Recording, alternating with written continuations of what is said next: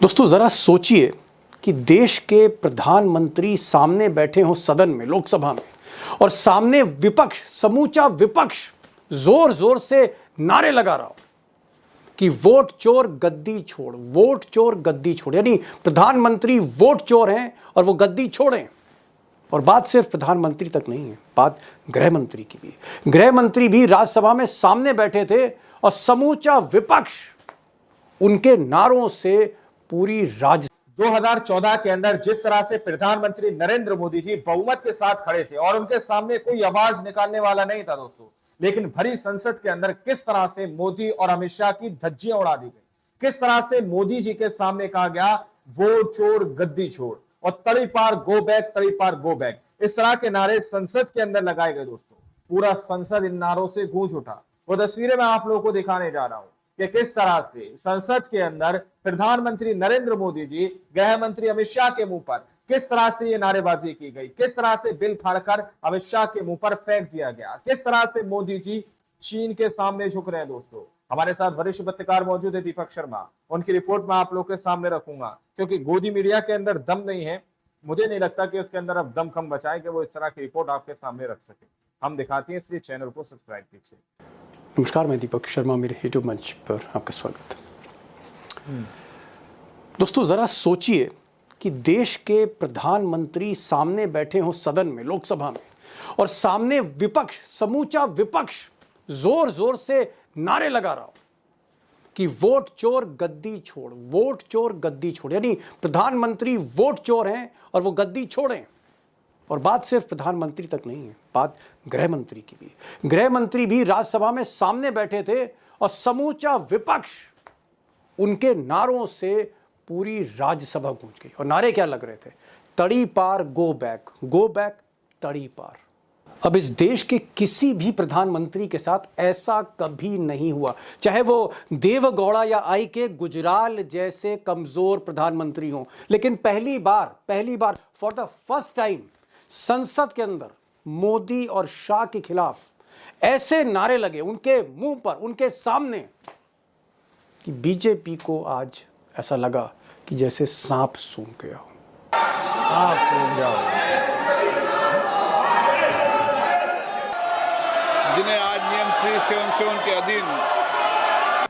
अब दोस्तों जो बड़ा सवाल है वो ये है कि जिस मोदी और शाह की 2014 में, 2019 में तूती बोल रही थी इस मुल्क में, इस देश में, आज नौबत ये आ गई कि उनके मुंह पर सदन में, लोकसभा में, राज्यसभा में उन्हें तड़ीपार कहा जा रहा है, वोट चोर कहा जा रहा है।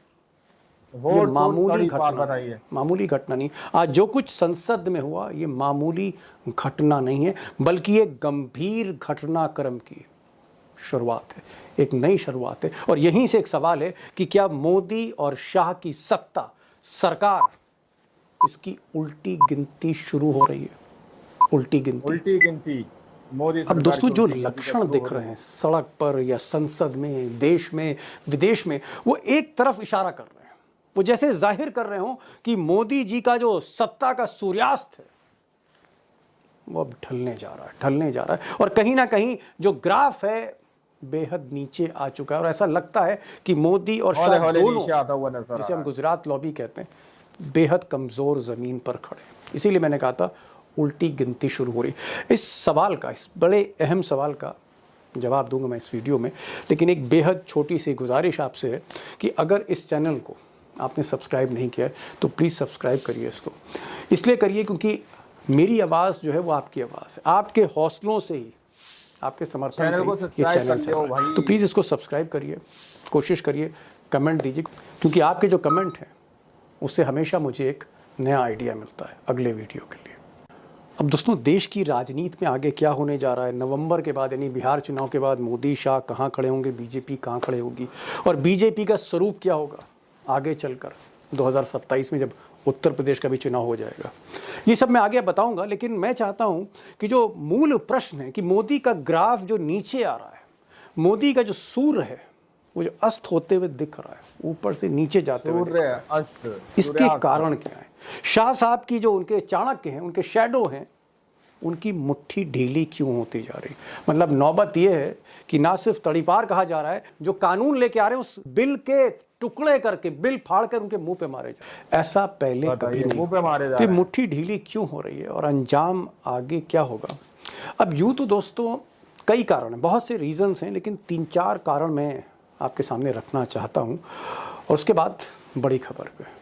अब दोस्तों जो सबसे बड़ा कारण है वो ये है कि मोदी जी 2014 में जहाँ खड़े थे बहुमत में, या 2019 में जहाँ प्रचंड बहुमत में खड़े थे, वो बहुमत से अब बैसाखियों पर है। और ये बात अक्सर हम रियलाइज़ नहीं करते हैं, लोग भूल जाते हैं। मीडिया जो मोदी मीडिया है वो तो खैर बताती ही नहीं, हम भी भूल जाते हैं कि मोदी जी आज की तारीख में 240 पर खड़े हैं। कहाँ 303 पर थे, अब 240 पर हैं।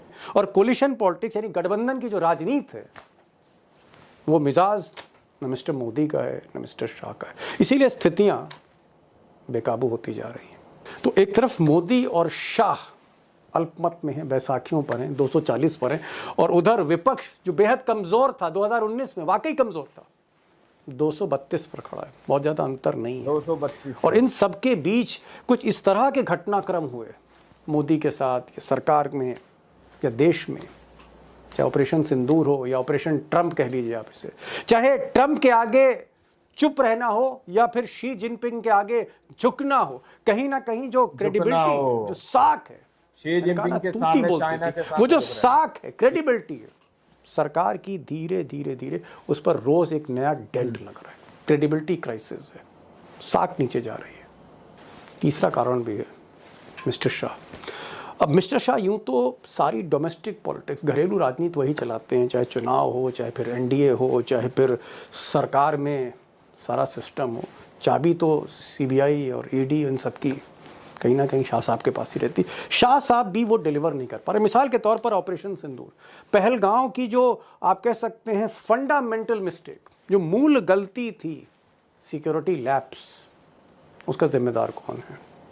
उसका जिम्मेदार मिस्टर शाही हैं, क्योंकि वही गृह मंत्री हैं और गृह मंत्री के अंडर में ही कानून व्यवस्था है जम्मू कश्मीर की, और उन्हीं को मोदी जी को डिफेंड करना पड़ा। यानी जो आदमी मोदी जी का अलादीन था, उसी को मोदी जी आज की तारीख में बचा रहे हैं कई मुद्दों पर। और पॉइंट नंबर 4, पॉइंट तो कई है लेकिन ये भी पॉइंट बहुत इंपॉर्टेंट है, गौर से सुनिएगा।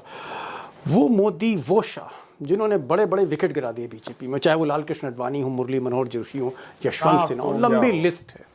जिसको चाहा उसको किनारे कर दिया, वो चाहे येदियुरप्पा हो या मध्य प्रदेश के मुख्यमंत्री शिवराज सिंह चौहान हो, कोई हो, वसुंधरा राजे हो। लेकिन आज की तारीख में जी हाँ 2025 में आलम यह है साख का, हुक्म का, इकबाल का, कि मिस्टर शाह, अमित शाह अपने कैंडिडेट संजीव बालियान को कॉन्स्टिट्यूशन क्लब, जो सांसदों का क्लब है, उसका चुनाव नहीं जितवा पाए। और किसने चैलेंज दिया, किसने हराया मिस्टर शाह को? उन्हीं के सांसद बीजेपी के राजीव प्रताप रूडी।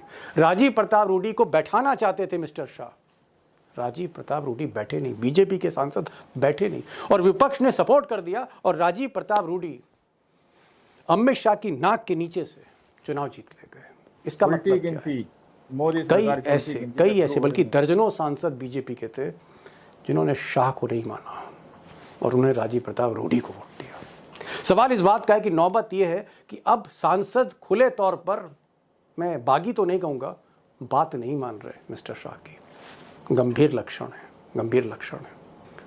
अब दोस्तों जो बड़ा सवाल है वो ये है कि क्या मोदी जी ये 5 साल पूरे कर पाएंगे? तीसरी बार जो प्रधानमंत्री बने हैं, भले बैसाखियों पर, क्या वो 5 साल पूरे कर पाएंगे? जिस तरह के हालात हैं देश के अंदर, देश के बाहर, भारत को लेकर, ये सबसे बड़ा सवाल है। और क्या कुछ ऐसा भी घटनाक्रम हो सकता है कि नेतृत्व परिवर्तन बीजेपी में हो जाए? कैसा हो सकता है अगर मोदी और कमज़ोर हुए? और अगर और कमज़ोर होते हैं बिहार के बाद, उत्तर प्रदेश के बाद, चैनल को सब्सक्राइब कर लियो। तो क्या कमज़ोर मोदी के साथ ये जो सहयोगी हैं, 2 सांसदों की पार्टी वाले, 3 सांसदों की पार्टी वाले, या फिर 16 सांसदों की पार्टी वाले मिस्टर नायडू बाबू, क्या ये लोग, ये कुनबा मिस्टर मोदी के साथ रहेगा या पाला बदल सकता है आगे चलकर?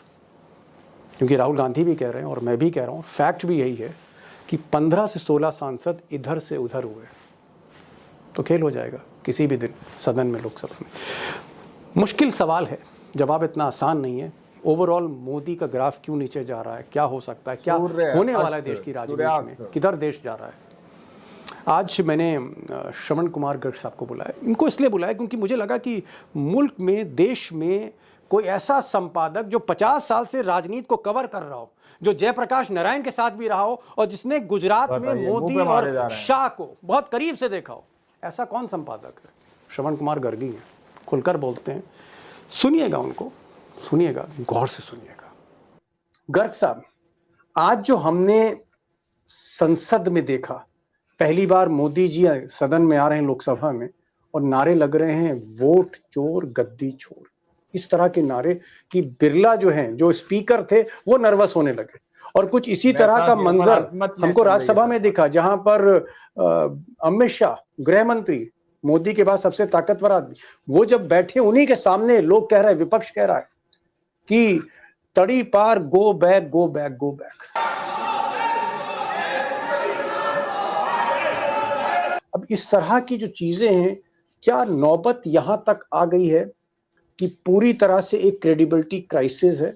मोदी और शाह, ये जो दो लोग थे जिनको गुजरात लॉबी भी कहते हैं राजनीतिक पार्लर्स में, क्या इनके हाथ से धीरे धीरे व्यवस्था निकल रही है और इसीलिए तरह तरह के बिल आ रहे हैं? क्या इनकी साख नीचे आ रही है? क्या डोमिनेंस मोदी की खत्म हो रही है? आखिर हम क्या देख रहे हैं? क्या time is up? Mister Garg, is the time is up? बिल्कुल टाइम शी इज जिनपिंग के सामने अप। चाइना के सामने काउंटडाउन घुट रहे हैं। दोस्तों, आप लोगों ने इस वीडियो को शुरू से आखिर तक देखा। वीडियो के अंदर साफ तौर पर बात की गई है, संसद के अंदर इस तरह के नारे आज तक नहीं गूंजे। सबसे हल्की सरकार जिसकी भी चली है दोस्तों, उस पीएम के साथ भी इस तरह का कभी रवैया पेश नहीं आया, उस गृह मंत्री के साथ कभी भी ऐसा मामला पेश नहीं आया। भरी संसद के अंदर तड़ी पार गो बैक, तड़ी पार गो बैक, इस तरह के नारे लगाए गए। वोट चोर गद्दी छोड़, इस तरह के नारे मोदी जी के मुंह पर लगाए गए, मोदी जी के सामने लगाए गए। पूरा संसद भवन इन नारों से गूंज उठा। दोस्तों, आप लोग समझ सकते हैं कि समूचा विपक्ष जिस तरह से ये नारे लगा रहा था, उस वक्त जैसा कि दीपक शर्मा ने बताया, मानो भारतीय जनता पार्टी को पूरी तरह से सांप सूंघ गया, सांप सूंघ गया हो दोस्तों। यानी कि पूरी तरह से मोदी जी का, अमित शाह का आत्मविश्वास जो है, मुझे ऐसा लगता है कहीं ना कहीं टूटता हुआ नजर आ रहा है दोस्तों। बाकी आप लोगों ने इस रिपोर्ट को देखा, सुना, आप लोग इस रिपोर्ट के बारे में क्या सोचते हैं, क्या समझते हैं? अपनी राय कमेंट सेक्शन में जरूर दीजिएगा। मिलते हैं अगली वीडियो में, जब तक के लिए जय हिंद, जय भारत।